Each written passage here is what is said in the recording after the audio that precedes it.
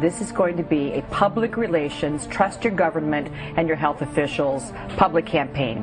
You know, there's no conspiracy here, folks. Just get your damn vaccine. Listen to our government agencies. These guys are telling the truth. Forget the conspiracy. Just get your damn vaccine. Just get your damn vaccine. Now, because of this flu season being so important, certain states, including our state, New York State, are actually making it mandatory for healthcare workers to get vaccinated against both seasonal flu and H1N1. This is going to be a public relations, trust your government and your health officials public campaign. It is very, very important, especially for healthcare workers, because traditionally only about 40% of healthcare workers get vaccinated, and we are excellent, Anna. We are the vectors of spread for this virus. In addition, you don't want your doctor himself or herself to be sick, so very important for healthcare workers. We should strive for close to 100% compliance. There you go. Anna, did you get your shot yet? Yes. That's okay. Yesterday. Just get your damn vaccine. But we trusted the scientists back in 1976 with the original swine flu shot, and a lot of people got debacle. Sick. Not only that, some people died, some people were paralyzed. From the shot itself. And people remember the swine flu vaccine as a terrible disaster. Remember the swine flu scare of 1976? That was the year the U.S. government told us all that swine flu could turn out to be a killer that could spread across the nation. And Washington decided that every man, woman, and child in the nation should get a shot to prevent a nationwide outbreak, a pandemic. Well, 46 million of us obediently took the shot. And now 4,000 Americans are claiming damages from Uncle Sam amounting to $3.5 billion because of what happened when they took that shot. By far the greatest number of the claims, 2/3 of them, are for neurological damage or even death. Dr. David Sencer, then head of the CDC, the Center for Disease Control in Atlanta, is now in private industry. He devised the swine flu program, and he pushed it. Did anyone ever come to you and say, you know something, fellas? There's the possibility of neurological damage if you get into a mass immunization program? No. No one ever did? No.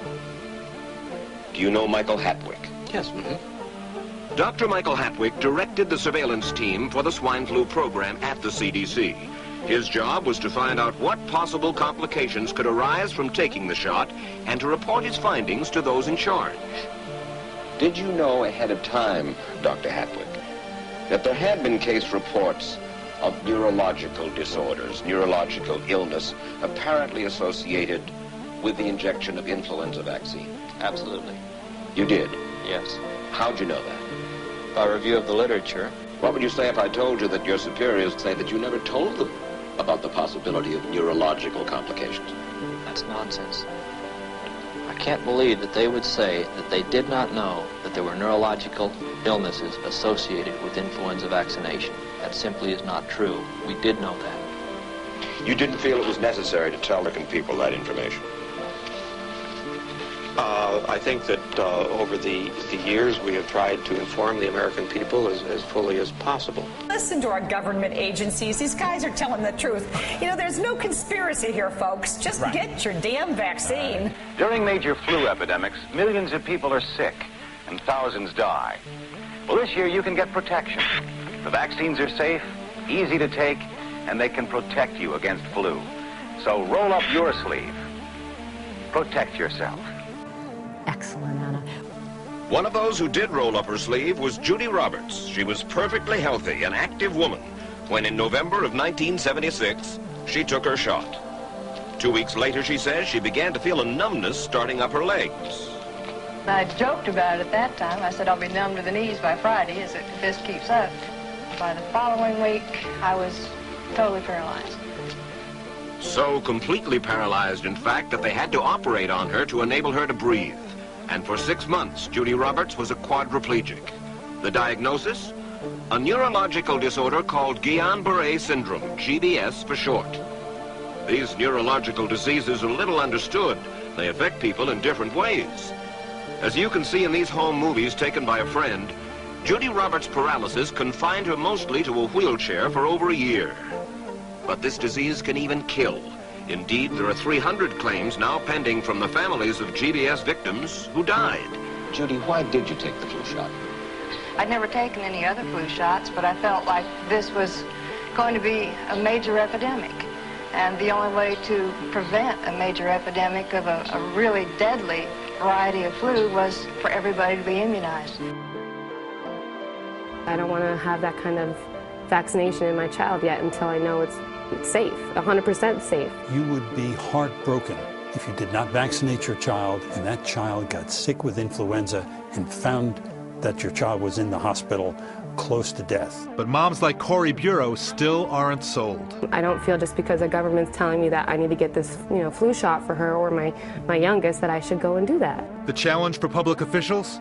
Convincing the public to heed their advice instead of a mother's intuition.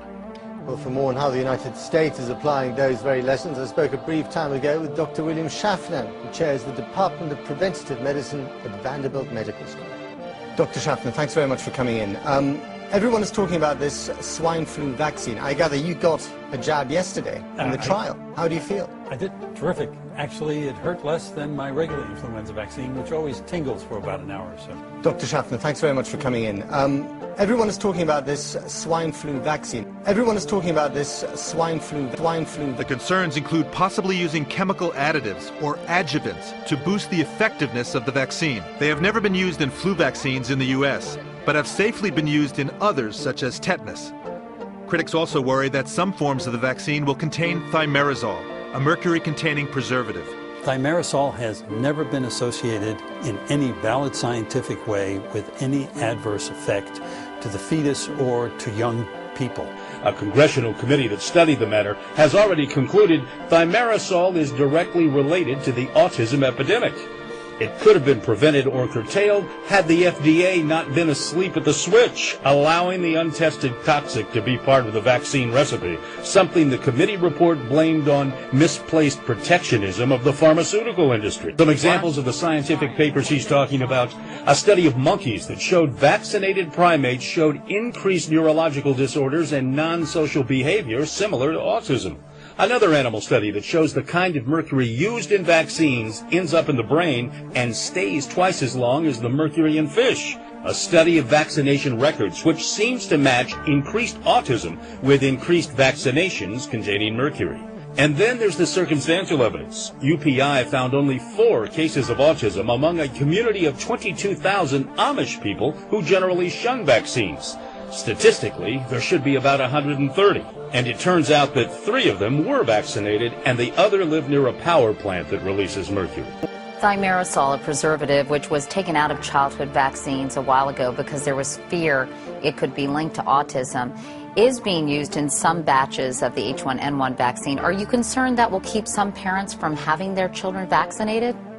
Thimerosal has been proven to be safe, is used in seasonal vaccine, seasonal flu vaccine, and again, we want to assure people that the scientists again have confirmed that there is really a safe factor with using thimerosal. It's an effective preservative and one that we think actually adds to the likelihood that we'll have a safe vaccine for a while to come. There's literally hundreds and hundreds of studies that connect thimerosal to these disastrous neurological disorders. I talked to the scientists and I talked to the federal bureaucrats who are defending thimerosal, and I said, what are you relying on? And I looked at the science they're relying on, and I can tell you, Joe, it is so weak. And you and I have seen, legal practice when junk science, and we know, what these phony scientists are who create this stuff. It happened in big tobacco. Right. It happens in big oil. It's happening in global warming. And now it's happening in a way that's impacting our kids' lives. This is classic tobacco science. It is junk science. And I was looking at these reports and saying, this is the best. This is what you're relying on. They know it's fraudulent. Okay. The scientists, again, have confirmed that there is really a safe factor with using thimerosal. It's just get your damn vaccine. The U.S. military considering a plan that could establish regional military teams to assist civilian authorities in the event of a major outbreak of the virus this fall. It's a what-if worst-case scenario. What if local police were not enough to quell crowds of people so panicked to get a flu shot they turned violent? Well, that is when they call in the National Guard. We're treating every situation as it's actually happening. We try to train as we fight, we say in the military. He has to be loud and boisterous. All right, cause some confusion. This drill's designed to look and feel as realistic as possible, right down to the actual pepper spray and live tasers. These guardsmen don't know what to expect. In this drill, the trouble's created by people showing up without proper ID or living outside the designated vaccination area. All potential real-life scenarios. Ultimately, the guard makes many arrests and is forced to shut this vaccination site down. This bill that recently passed the Massachusetts Senate says that if there is a swine flu pandemic and you don't get the swine flu vaccine, you can be ordered into quarantine. If you refuse the quarantine, you can face a fine of $1,000 per day that you resist. Many citizens are concerned that the bill's provisions will abuse their constitutional rights.